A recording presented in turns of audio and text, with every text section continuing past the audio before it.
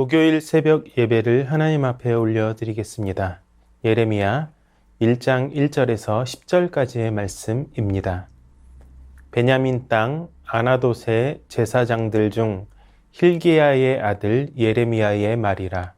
아몬의 아들 유다왕 요시야가 다스린 지 13년에 여호와의 말씀이 예레미야에게 임하였고, 요시야의 아들 유다의 왕 여호야김 시대부터 요시야의 아들 유다의 왕 시드기야의 11년 말까지 곧 5월에 예루살렘이 사로잡혀 가기까지 임하니라. 여호와의 말씀이 내게 임하니라. 이르시되 내가 너를 모태에 짓기 전에 너를 알았고, 내가 배에서 나오기 전에 너를 성별하였고, 너를 여러 나라의 선지자로 세웠노라 하시기로, 내가 이르되 슬프도소이다. 주 여호와여 보소서. 나는 아이라 말할 줄을 알지 못하나이다 하니, 여호와께서 내게 이르시되 너는 아이라 말하지 말고 내가 너를 누구에게 보내든지 너는 가며 내가 내게 무엇을 명령하든지 너는 말할지니라. 너는 그들 때문에 두려워하지 말라. 내가 너와 함께하여 너를 구원하리라. 나 여호와의 말이니라 하시고, 여호와께서 그의 손을 내밀어 내 입에 대시며 여호와께서 내게 이르시되 보라, 내가 내 말을 내 입에 두었노라. 보라, 내가 오늘 너를 여러 나라와 여러 왕국 위에 세워 내가 그것들을 뽑고 파괴하며 파멸하고 넘어뜨리며 건설하고 심게 하였느니라 하시니라. 아멘. 북이스라엘은 BC 722년 아수르에 의해 멸망하게 됩니다. 그들은 다윗 언약을 떠나 우상 숭배에 빠져 타락하였고 결국 하나님의 심판을 받아 멸망했습니다. 남겨진 남유다도 다르지 않았습니다. 그들은 도무지 하나님께 돌아오지 않았습니다. 여전히 우상 숭배를 했고 타락에서 벗어나지 못했습니다. 이스라엘의 멸망을 보고도 아무런 교훈을 얻지 못했던 것이죠. 하나님은 어두운 영적 암흑기에 남유다의 멸망을 앞두고 예레미야를 선지자로 부르십니다. 예레미야는 40년이라는 긴 세월 동안 남유다에서 활동했던 선지자입니다. 그는 당시 유다 사회의 죄악에 맞서서 온갖 박해와 고통을 당해야 했으며 급기야 나라의 멸망을 지켜봐야 했던 눈물의 선지자였습니다. 그가 그렇게 선지자로서의 사역을 감당했던 것은 하나님이 절대적인 주권으로 그를 선택하시고 소명을 주셨기 때문입니다.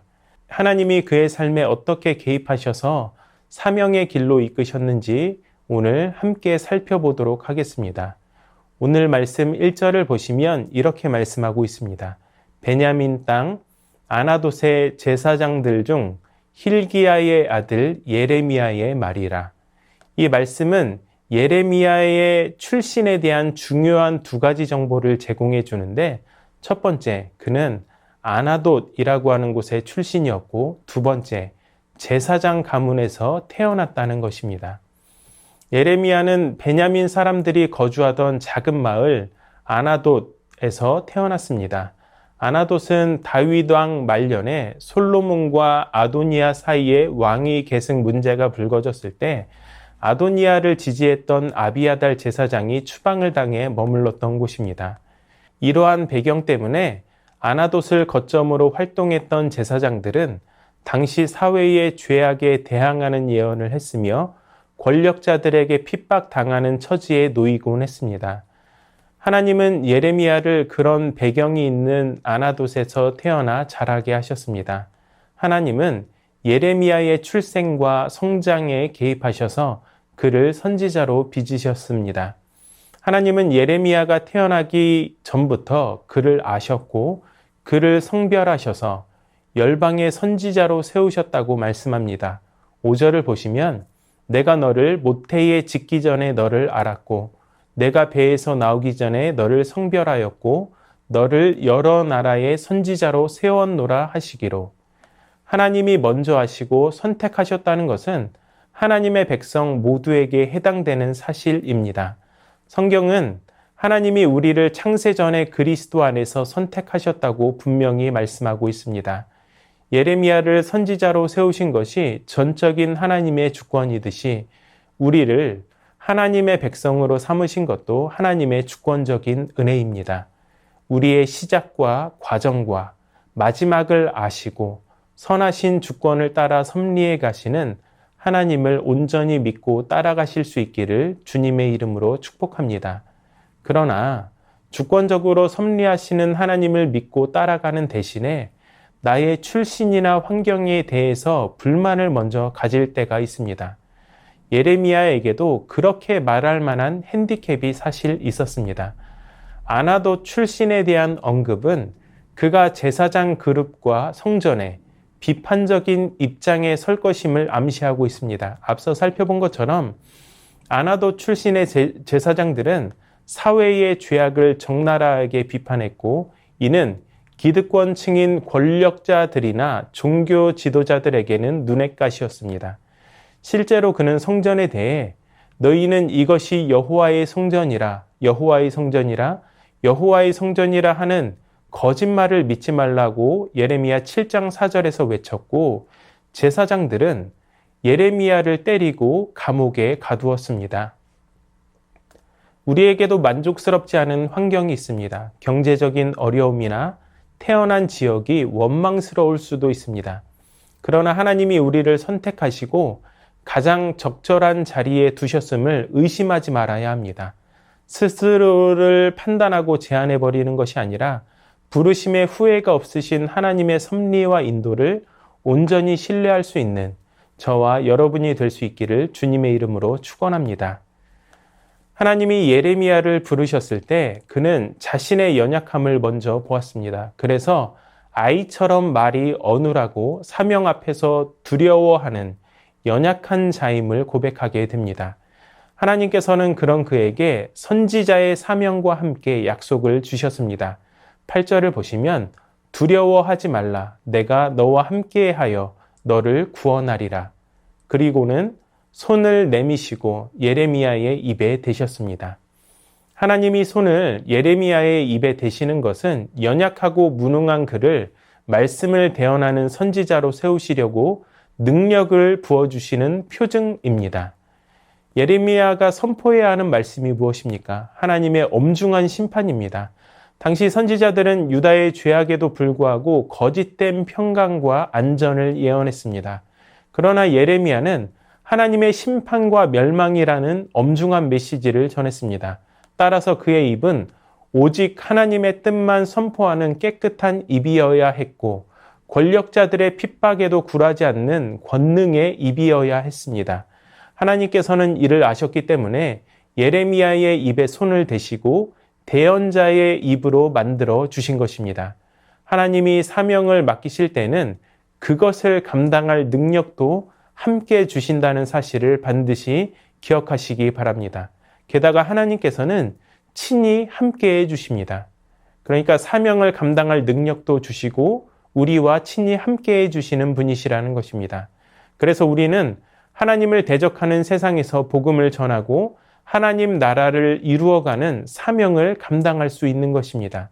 왜냐하면 능력을 주시고 함께 하시는 하나님이 계시기 때문입니다.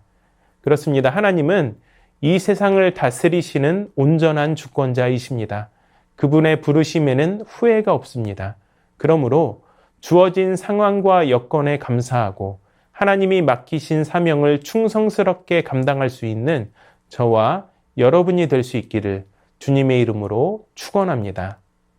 이 시간 말씀을 기억하며 다 함께 기도하겠습니다. 나를 선택하고 하나님 자녀로 불러주신 주님의 은혜에 늘 감사하게 하여 주시옵소서. 내 상황과 배경 때문에 스스로를 제한하는 것이 아니라 약함을 강하게 하시는 주님의 섭리를 의지하며 나아가게 하여 주시옵소서. 사명을 맡기실 때 감당할 능력도 주실 뿐 아니라 항상 동행하시는 하나님만 바라보게 하여 주시옵소서.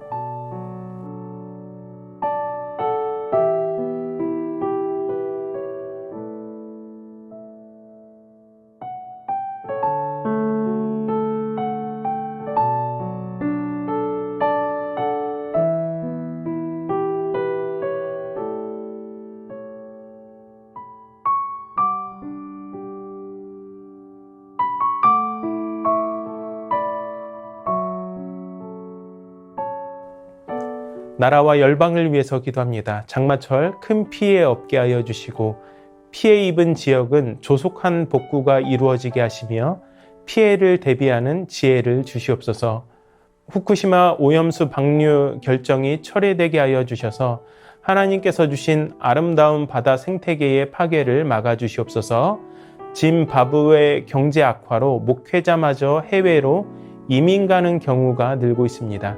짐바브웨 경제가 회복되고 목회자들이 자국민을 위한 목회 사역에 더욱 집중할 수 있도록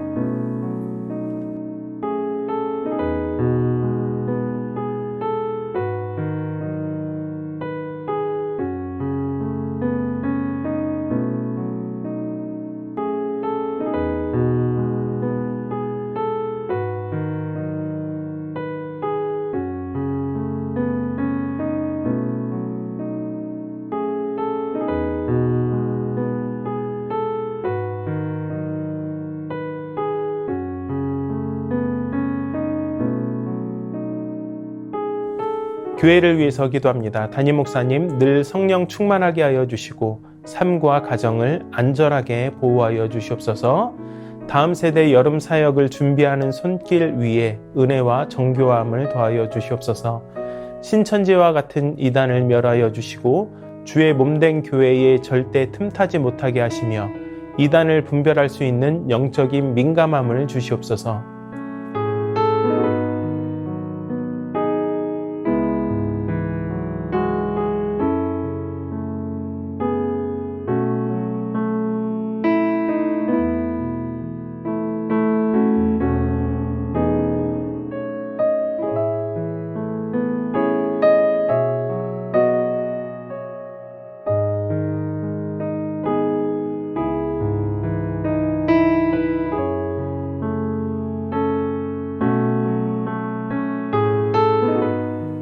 선교사님들과 환우들을 위해 기도합니다. 탄자니아 김현석 고미라 선교사님을 위해 기도하실 때 준비 기간이 길었던 컨테이너가 선적을 마치고 탄자니아로 오는 중입니다.